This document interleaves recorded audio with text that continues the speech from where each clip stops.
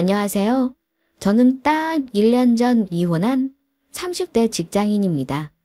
남들은 결혼기념일을 챙긴다지만 저는 전 남편과 법적으로 남남이 된 이혼한 날을 기념하고 싶어서 제 사연을 용기 내 보내봅니다. 이혼하고 나서 주변 가족들, 아니 친구들은 저보고 현명한 이혼을 했다고들 합니다. 남편이나 거지 같은 시월드 참아가며 10년이고 20년이고 사는 분들도 많은데 저는 애 낳기 전에 아니다 싶어 빠르게 이혼했어요. 결혼 전에는 당연하게도 내 남편과 시댁은 이만하면 괜찮을 거라 생각했습니다.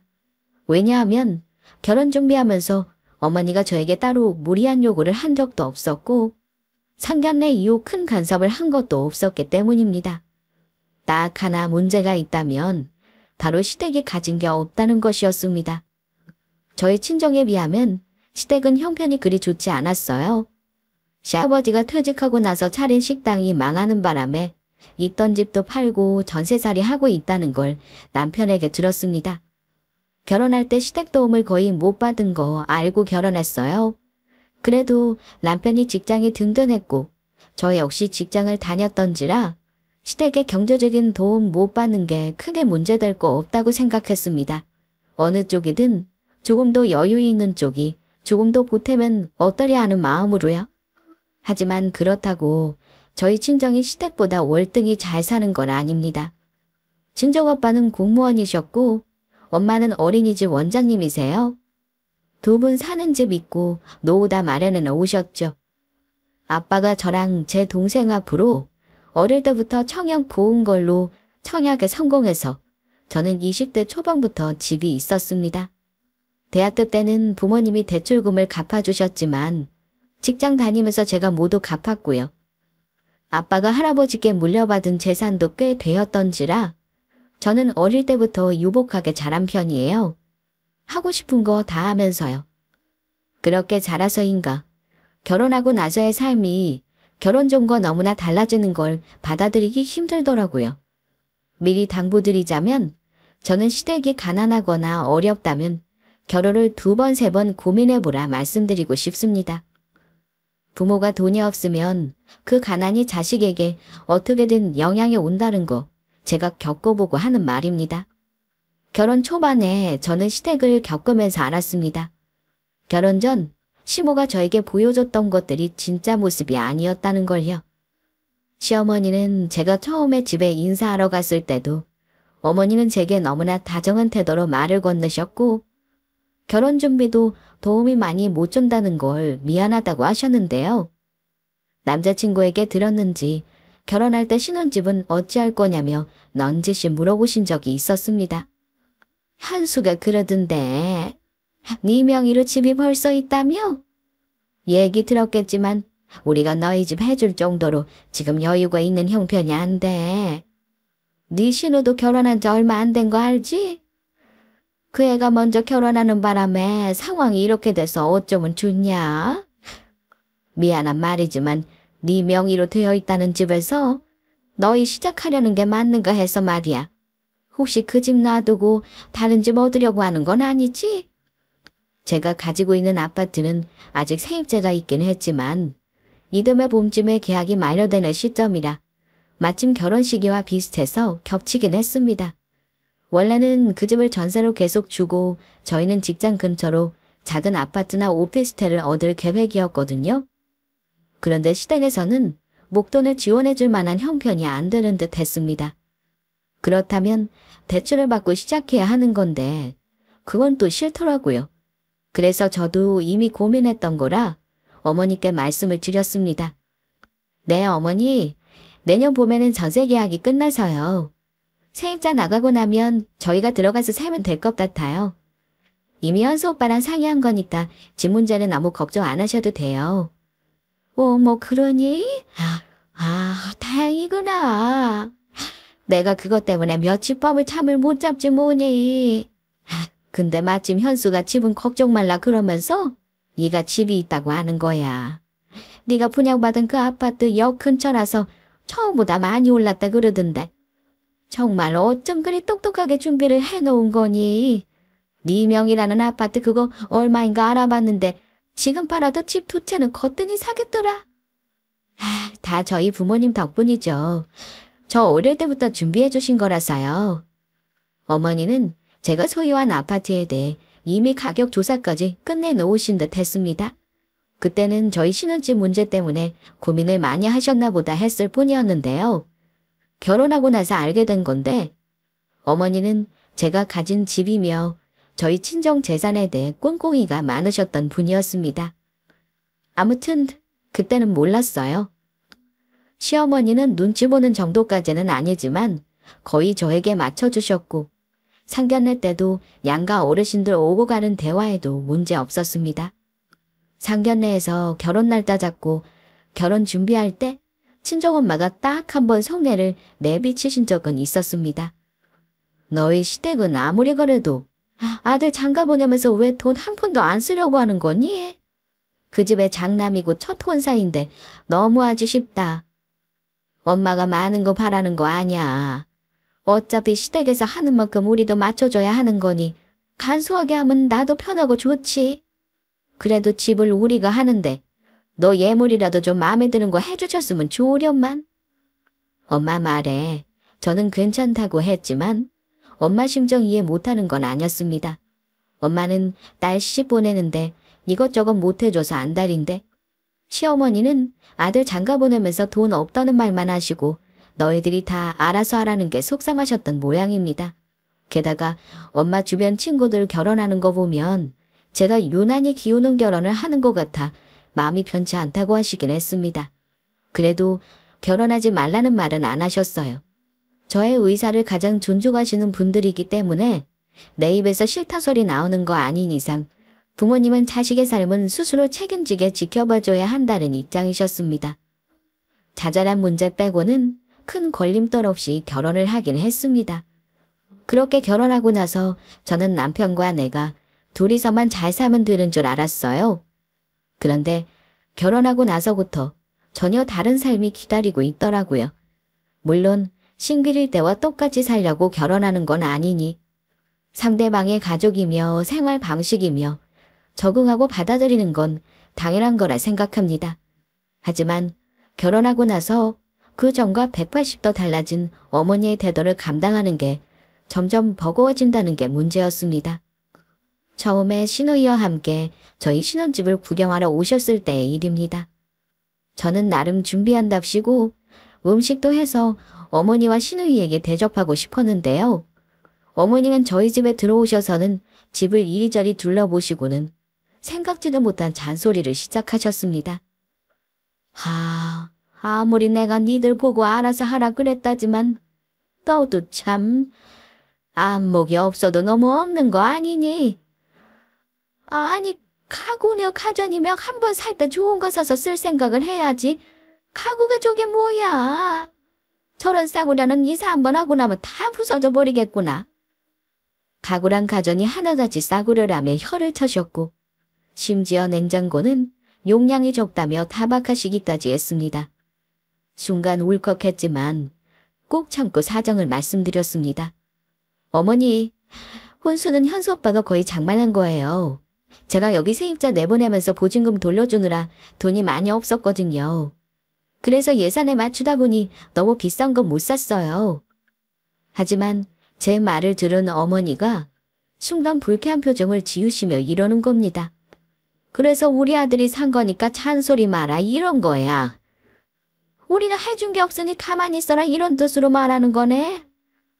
하며 갑자기 화를 내시길래 깜짝 놀란 저는 다급히 어머니에게 그런 뜻이 아니라고 죄송하다 사과드렸습니다.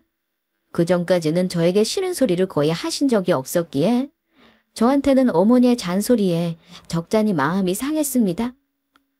그래, 보태준 거 없으니 나는 더 이상은 말 안 하마. 뭐 니들이 살집인데 내가 더 말해서 뭐 하겠니? 그런데 같이 온 시누이와 어머니가 제가 식사 준비를 하는 동안 황당한 대화를 하는 걸 제가 듣고 말았습니다. 엄마, 이 집이 역세권의 초품하래. 분양은 3억대 있는데 지금 9억이 넘더라. 새언니 집은 추수도 높아서 더 비싸게 받을 수 있겠는데.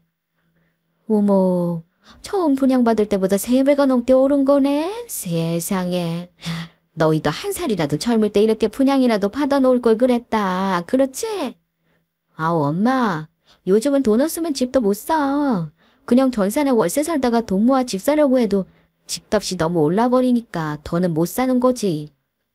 암튼 세안이는 정말 똑똑하게 잘해놓은 거네. 오빠가 복 받은 거지 뭐. 아, 나는 언제 내 집 마련하나 몰라. 지긋지긋한 월세살이 벗어날 수는 없을까. 얘는 그걸 말이라고 해? 너도 얼른 집 살 수 있어. 걱정 마. 엄마가 다 생각이 있으니까. 내 집을 두고 자기들이 왜 올랐느니 대화를 나누는 건지 살짝 불쾌했지만 못 들은 척 했습니다. 실제로 그 뒤 대화는 거의 못 듣기도 했고요. 살짝 불쾌하긴 했는데 딱히 다른 사람에게 말하기도 그렇고 해서 그냥 넘겼던 기억이 납니다. 그런데 시댁과 저희 집이 30분 거리로 그리 가까운 편이 아니었는데 어머니가 신혼집에 오가는 일이 자주 있었습니다. 저한테 살림 간섭을 하시거나 자잘한 잔소리를 하는 건 참을 수 있었는데요. 유독 제가 힘들었던 건 시어머니가 은근히 경제적으로 기대는 일이 많다는 거였습니다. 제가 맏며느리인데다 아무래도 아들 하나뿐이고 또 집안 대소사를 다 챙겨야 하다 보니 저한테 의지하시는 부분이 많을 거라는 건 짐작했던 바였습니다. 그런데 결혼 후 첫 명절에 가족들이 다 모인 자리에서 시어머니가 제게 했던 말은 조금 충격적이기까지 했습니다. 이제 너는 우리 가족이 된 거니까 가족들 간에 어려운 일 있으면 서로 돕고 잘 지냈으면 한다. 결혼 전에 현수가 말했는지 모르겠다만 생활비를 받아 쓴 게 있어. 그래서 너희도 이달부터는 부모한테 효도한다 생각하고 매달 50만 원씩 보내주려. 대뜸 매달 용돈을 달라고 하시는데 당황스러웠지만 일단 알겠다고 말씀드렸습니다. 남편은 당연한 듯 생각했는지 심지어 제가 그래도 100만 원씩 드렸는데 이거 가지고 생활이 되겠어요. 이러는 겁니다. 어머니는 아직 아버지가 돈벌이를 하고 있으니까 상관없다며 그 정도로 양심 없는 시어머니 아니라면서 허탕하게 웃으셨지만 모자간의 그 대화 듣는 내 속은 열불이 터질 지경이었습니다. 아무리 맞벌이를 한다지만 우리가 월에 1,000만 원을 버는 것도 아니고요. 저희 친정에서는 제가 용돈을 드린다고 해도 싫다고 마다하시는 분들이거든요. 그런데 매달 월급 받듯이 50만 원씩이나 되는 돈을 드려야 한다고 생각하니까 너무 화가 나는 겁니다. 집에 돌아와서 남편에게 말했더니 남편이 하는 말이 더 가관이었습니다. 우리가 떼돈 버는 것도 아닌데 어떻게 월 50을 드려. 당신이 결혼하면서 쓴 카드도 아직 갖고 있는 거 어머님이 모르시나. 지금 당장은 조금 힘들다고 조금씩만 드리겠다고 말을 했어야지. 그런 말을 내가 하기는 어렵잖아. 결혼 전에는 내가 100만 원씩 드려도 잘만 살았어. 우리 둘이 그래도 500넘게 벌면서 어떻게 부모님한테 50만 원도 안 주냐? 어머니도 우리 대출 같은 거 없다는 거 다 아시는데. 그럼 우리 부모님도 똑같이 드리지 그래. 그럼 100만 원 나가는 거네. 이래도 부담 안 가는 금액이야? 오빠는 당연히 오빠네 부모님만 드리면 된다고 생각했나 봐. 우리 부모님은 부모도 아니냐. 야, 그렇게 아까우면 각자 관리해. 내 월급에서 우리 부모님 드릴 테니까 너는 너희 부모님 챙기면 되겠네. 뭐, 각자 돈 관리 하자는 거야. 아, 오빠 정말 다 심했다. 결혼 전에는 나한테 다 맡기겠다더니 그런 문제는 미리 상의도 안 하고 결국 각자 생활하자 이거네. 네가 우리 부모님한테 주는 돈 아까워하니까 그러는 거야. 우리 부모님 내가 돈 안 드리면 제대로 반찬도 못 사드셔. 내 동생은 집 살 돈 모으느라 부모님한테 드리는 돈도 없을 거라고. 시부모님 용돈 문제로 결혼한 이후 가장 크게 부부싸움을 했던 기억이 납니다. 결국은 50만 원을 드리기로 했지만 어머니는 매달 생활비 명목으로 드리는 용돈 외에도 각종 경조사며 병원비를 저희에게 부담 지으셨습니다. 그리고 제일 화가 나는 건 일주일에 한 번 주말에 꼬박꼬박 오셔서는 매번 장을 보러 가자고 하시는 겁니다. 그리고 어머니는 당신 가족들이 일주일치 먹는 부식비를 제가 계산하게 하셨습니다. 처음 몇 번은 저도 넘어갔어요. 그런데 계속 반복되니까 저도 짜증이 나더라고요. 아시겠지만 마트 가서 장 보는 거 얼마 사는 거 없어도 20만 원 넘기는 거 우습잖아요. 저희는 맞벌이라 집에서 거의 먹을 일이 없는데 대부분 시댁 가족들 먹는 거로 돈이 다 나갔습니다. 정말 짜증나는 게 결혼해서 둘이 벌면 더 많이 버니까 저축도 많이 할 거라 생각하기 마련인데요. 근데 생활비가 두세 배로 더 들어서 쓰는 돈이 더 많았습니다. 물론 부모님이니까 자식 깸돌이로 어느 정도는 해드려야 한다고 저도 생각합니다. 하지만 부담스러운 건 어쩔 수 없었습니다. 심지어 명절이나 생신 때 드리는 용돈조차 적다고 불평하셨습니다. 솔직히 부담스러웠어요. 맞벌이 부부인데도 불구하고 빠듯한 살림살이였기 때문입니다. 심지어 어머니는 매달 생활비 명목으로 일정 금액을 받으시면서도 그걸로는 부족하셨는지 수시로 전화하셔서 돈을 빌려달라고 하셨습니다. 어느 날은 관리비가 모자라다 하시고 어느 날은 급하게 결혼식을 가야 하니 축의금을 보태달라 하시고요. 나중에는 남편에게까지 돈이 모자라다는 말씀을 했나 봐요. 남편이 저한테 용돈을 받아 쓴다고 말하자 아예 대놓고 말씀하시더군요. 당신 아들한테 용돈 좀 주라고요. 정말 이해 안 가는 게 그 나이 되도록 통장에 당장 쓸 돈이 100만 원도 없다는 거였습니다. 그게 말이 되나요? 돈 몇십만 원이 없어서 매번 며느리에게 구질구질하게 돈을 달라는 거. 솔직히 부모로서 창피해야 할 일 아닌가요? 그럴 때마다 속은 뒤집어지는데 너무 창피해서 어디다 말도 못하겠더라고요. 게다가 친정 부모님께는 더더욱 말을 못하겠더군요. 그나마 둘이 버는 거라 어찌어찌 감당이 된다는 게 다행이었죠. 아무튼 결혼하기 전에는 생각도 못했던 이런 문제로 남편과 싸우는 일도 점점 늘어났습니다. 그런데다 결혼한 지 얼마 1년도 되지 않았을 때 부부 사이의 위기가 닥치고 말았습니다. 갑자기 남편이 직장을 그만두게 되면서 시작된 일인데요. 그러던 어느 날 남편이 퇴근해서 집에 들어왔는데 표정이 썩 좋지 않았습니다. 무슨 일이 있냐고 물었더니 머뭇거리며 한숨을 쉬기만 했습니다. 그리고 말하길, 나 회사에서 사고 쳤어? 난데없이 사고를 쳤다는 말에 저 역시 놀라서 물었습니다. 도대체 무슨 사고를 쳤길래 그러는 건데? 뭐 징계받을 정도로 큰일인 거야. 그 정도로 큰일이니까 그러지.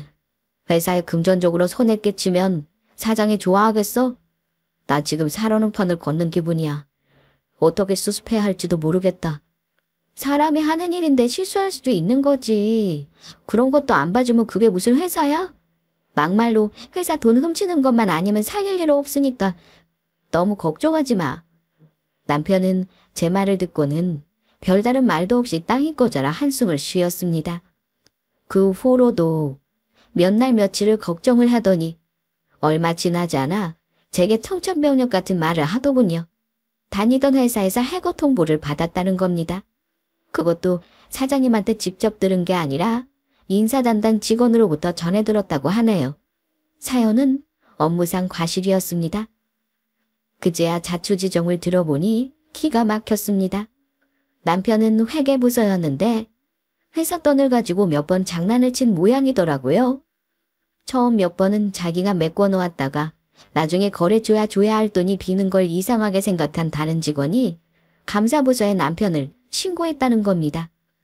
이미 일은 벌어졌고 회사에서는 남편에게 구상권 청구까지 했다는 걸 뒤늦게 알았습니다. 저한테는 창피해서 말을 안 했던 거죠. 설마 아니 겁대가리 없이 회사 돈 가지고 장난을 친 줄은 몰랐습니다. 고작 걔야 업무 실적을 못 채웠다거나 이런 사소한 실수인 줄 알았어요. 사고 쳐서 나오면 퇴직금도 다 못 받는 거 아시나요? 남편은 몇천만 원 되는 돈을 회사에 그대로 반납하고 정말 땡전화푼 없이 퇴사했습니다. 그나마 다행인 건 그 와중에 회사로부터 해고당하고 형사고소는 면했다는 거였습니다. 하지만 저는 남편이 실직했다는 사실이 하늘이 무너지는 기분이었습니다. 게다가 그런 짓을 한 남편에게 인간적으로도 너무나 실망스러웠습니다. 남편의 실직 후 한동안 집안 분위기는 살얼음판 같았습니다. 서로 눈치 보느라 대화조차 제대로 나누지는 못했어요. 저는 저대로 남편이 너무 꼴보기 싫었습니다. 하지만 그렇다고 넋놓고 있을 수만은 없었죠. 일단 모아둔 돈이라도 있어서 다행이었지만 앞으로 어떻게 살아야 할지 막막했습니다. 그런데 가뜩이나 화나는 거 참고 있는 제게 남편이 이러더라고요. 내가 조만간 재취업 준비할 테니까 너무 걱정하지 마. 그리고 부탁 하나만 하자. 우리 부모님한테는 나 재취업할 때까지 비밀로 해주라. 부모님 아시면 걱정하실 텐데 말해봤자 좋을 거 없어. 장인 장모한테도 당분간은 비밀로 해줘. 그 말 듣는데 솔직히 기막혔습니다. 우리 부모님한테까지 말하지 말라는 건 본인이 쪽팔려서 말하지 말라는 거지 부모 걱정해서 말하지 말라는 거겠습니까? 이런 큰일을 왜 가족들한테 쉬쉬해야 하는 거야? 당신 잘못에 감추고 싶은 모양인데 웃기지 마. 나는 부모님한테 바로 말할 생각이었어. 당장 다음 달부터 내가 버는 돈으로만 먹고 살아야 하는데 지금 나가는 돈 생각해봐. 내 월급으로 도저히 감당 못해. 그리고 부모님도 당연히 아셔야지. 당신이 잘못해서 그렇게 된 거잖아. 내가 왜 거짓말을 해야 해? 당신 이게 얼마나 큰일인 줄 아직 파악을 못하나 본데 이런 일은 이혼까지 생각할 일이라는 거 몰라. 우리가 뭐 망하기라도 했어? 남편이 직장에서 잘렸다고 이혼하겠다는 마누라가 세상에 어딨냐? 어쨌든 우리 부모님한테는 내가 말할 테니까 그저까지 당신은 모른 척해. 우리 부모님한테는 내가 말할 거야. 당신 부모님은 알아서 해. 그리고 어머니 용돈은 내 돈으로는 못 지냈으니까 그렇게 알아. 딱 몇 달만 당신이 좀 두려워. 내가 어떻게든 재취업 빨리 할 테니까 그거 하나만 부탁 좀 하자. 물론 부부가 서로 힘들 때 힘이 돼줘야 한다는 건 압니다.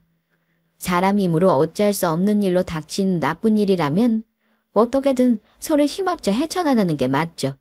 하지만 남편이 잘못인 줄 알면서도 그런 짓을 해서 회사에 잘렸다는 게 저로서는 용납이 안 되더라고요.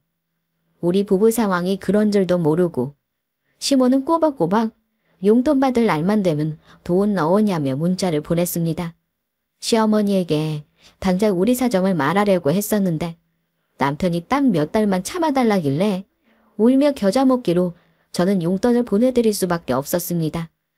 남편 실직 후 저 혼자 외벌이 하다 보니 생활비 부담이 만만치 않았습니다.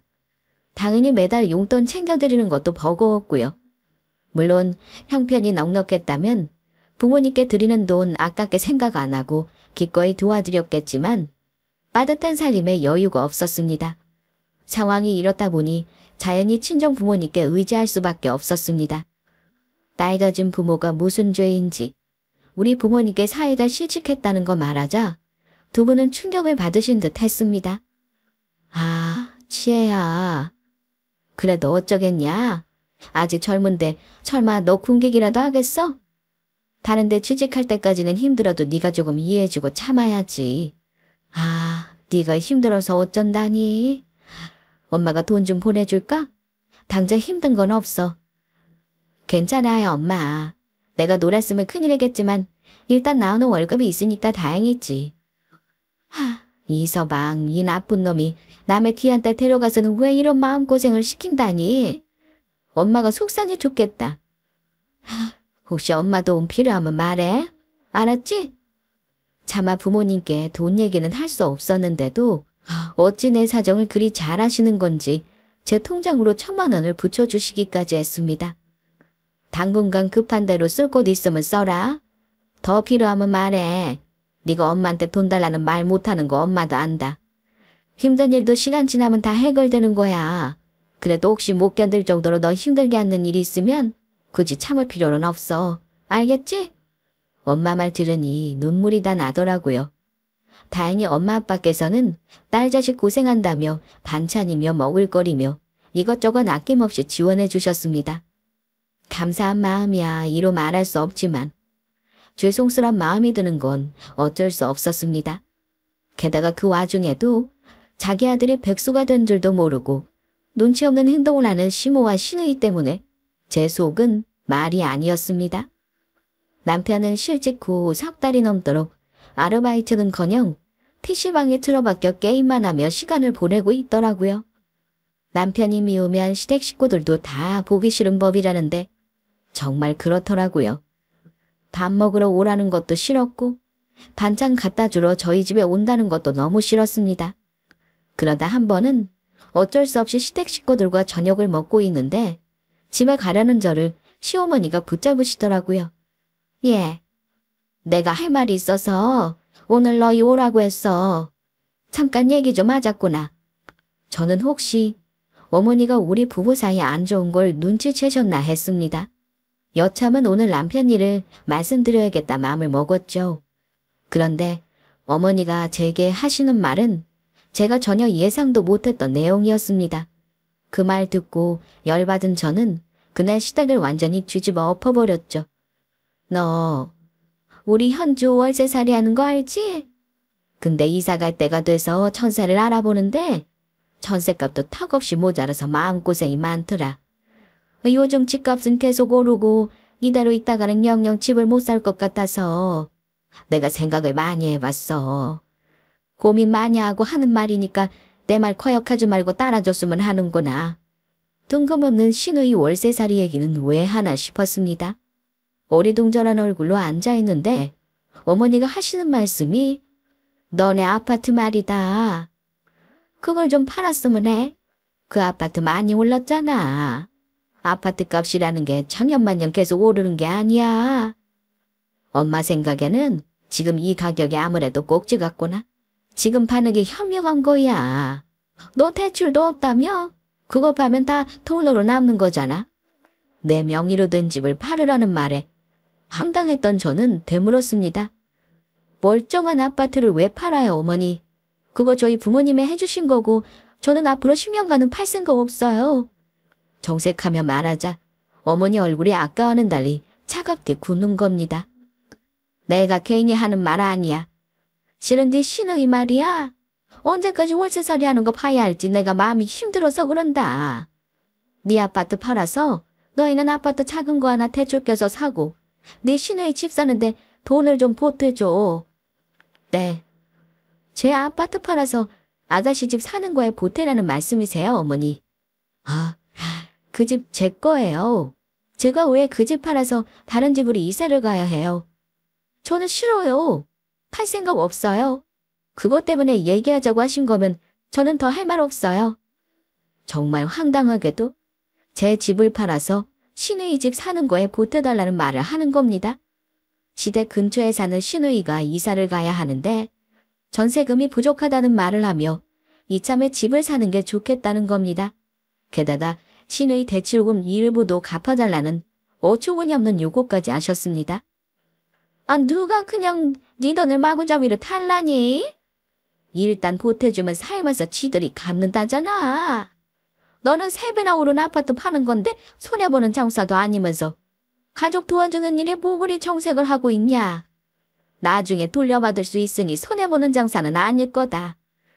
너는 시누이가 저렇게 월세 사는 게 불쌍하지도 않니? 하시며 못마땅히 하셨습니다. 아니요, 어머니. 저는 싫어요. 아파트 팔아서 상급지로 가는 것도 아니고 제가 왜 그래야 해요. 어머니가 무슨 권리로 저한테 집 팔라고 강요하세요. 내가 왜 권리가 없어. 우리 아들도 같이 사는 집인데 나중에 그 집 팔아서 다른 데 이사 가면 우리 아들도 대출 같이 갚을 거 아니냐. 그럼 내 아들도 당연히 권리가 있는 거야.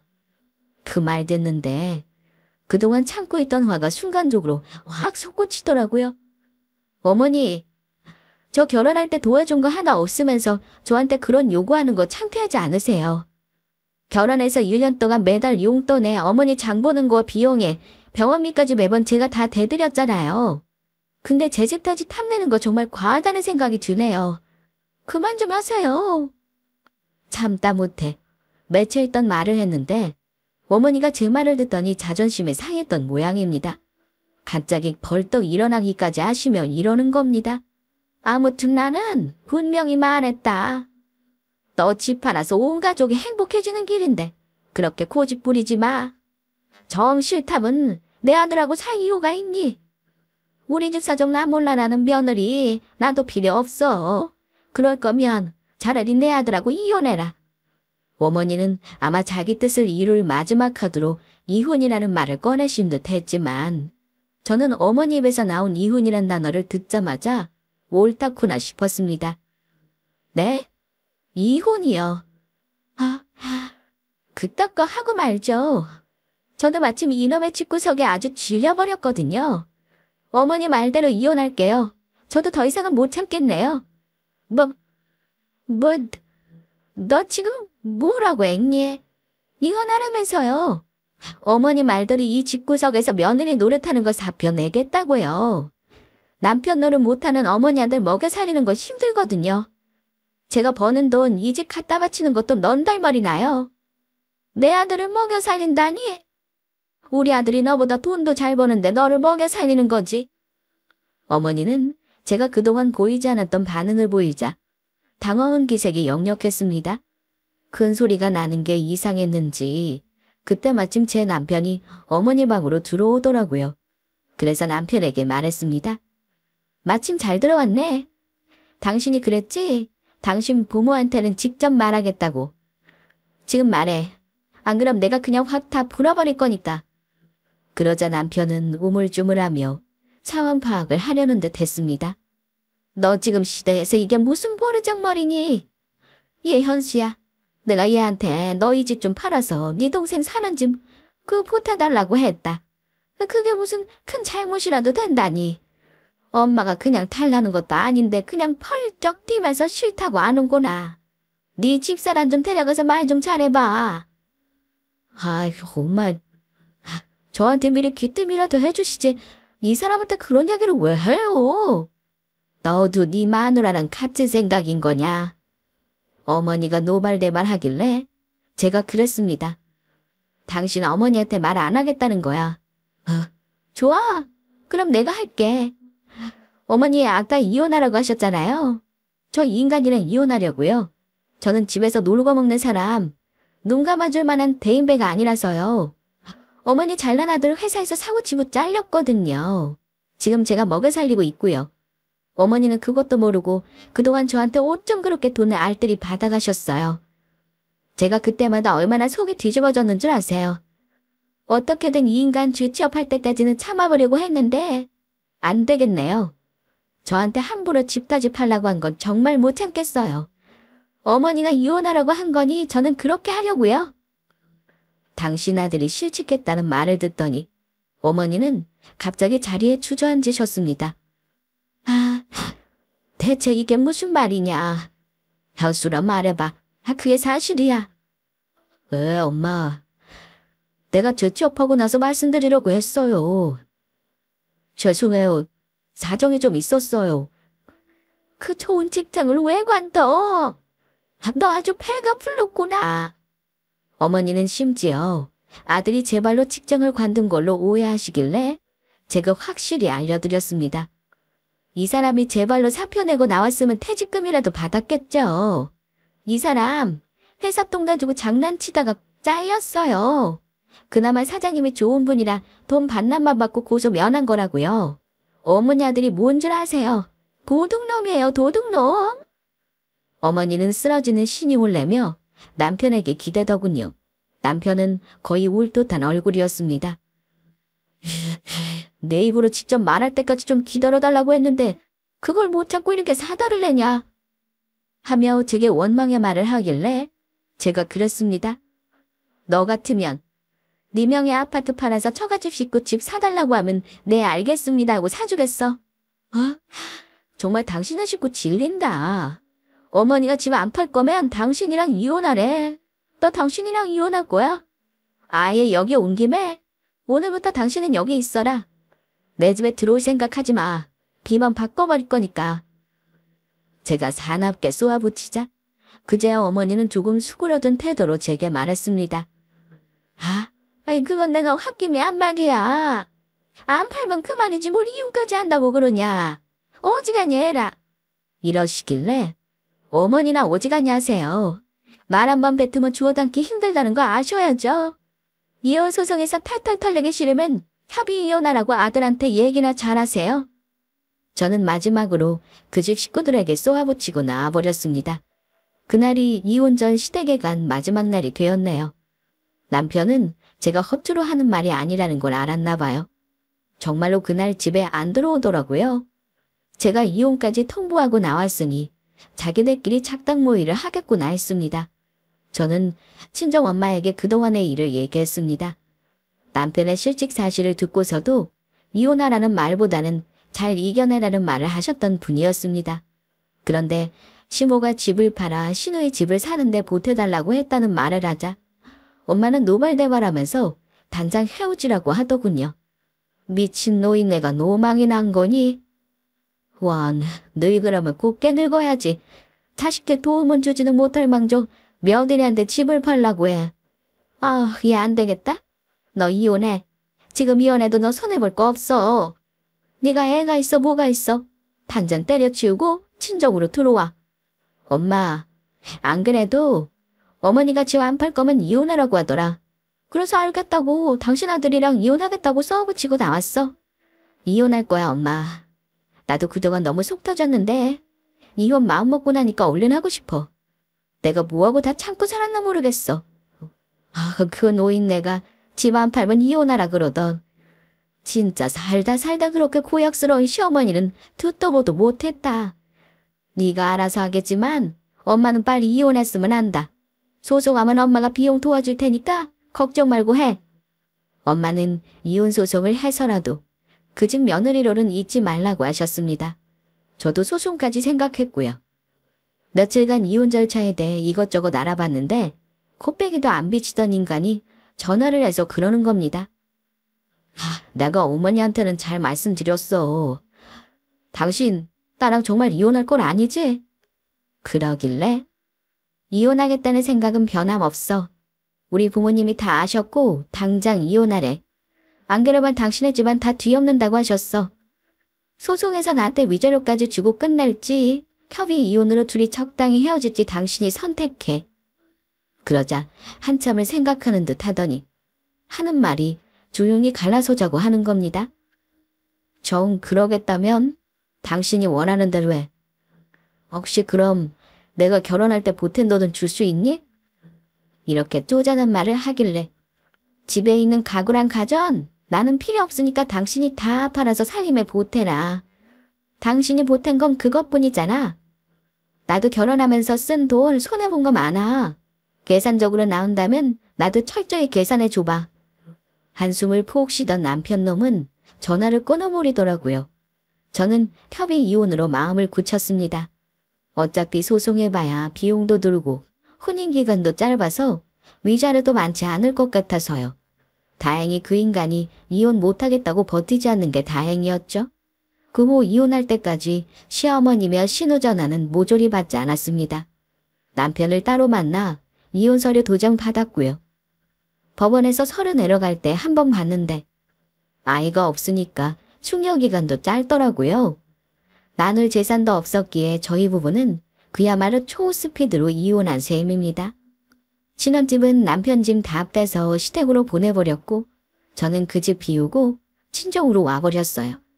그리고 지금까지 친정인 분당에서 출퇴근하고 있습니다. 짧은 결혼 생활이었지만 느낀 건 많아요. 저는 결혼 전에 나는 부모님한테 손 안 벌리고 내 힘으로 결혼할 거야 라는 말을 입버릇처럼 달고 살던 사람입니다. 하지만 결혼해보니 현실은 달랐습니다. 사랑 하나만 보고 시작했던 연애였지만 결혼하고 남편의 집안 사정이 좋지 않다는 걸 속속들이 알게 된 순간부터는 부부 사이도 점점 멀어지기 시작했으니까요. 시댁 식구들이 경제적으로 아들 내외에게 기대는 건 며느리 입장에서 정말 부담스러운 일이라는 걸 그때서야 알았습니다. 안타까운 말이지만 왜 사람들이 그토록 조건 따지는 건지 실제로 나도 그런 상황 속에서 살아보니 알겠더라고요. 다른 건 몰라도 경제력만큼은 중요하다는 걸 말입니다. 가진 게 없으면 염치까지 없어진다는 거 저는 시댁 식구들 보면서 알았습니다. 만약 아직 미혼인 분이 계시거나 또는 현재 만나고 있는 애인이 없다면 앞으로 결혼할 배우자에 대해서는 경제력과 집안 환경도 반드시 고려하시기 바랍니다. 그리고 정말 신중하게 선택하길 바랍니다. 다른 분들은 혹시라도 나중에 후회하며 저처럼 이혼을 선택하는 일이 없기를 바라며 제 사연은 여기서 마치겠습니다. 감사합니다.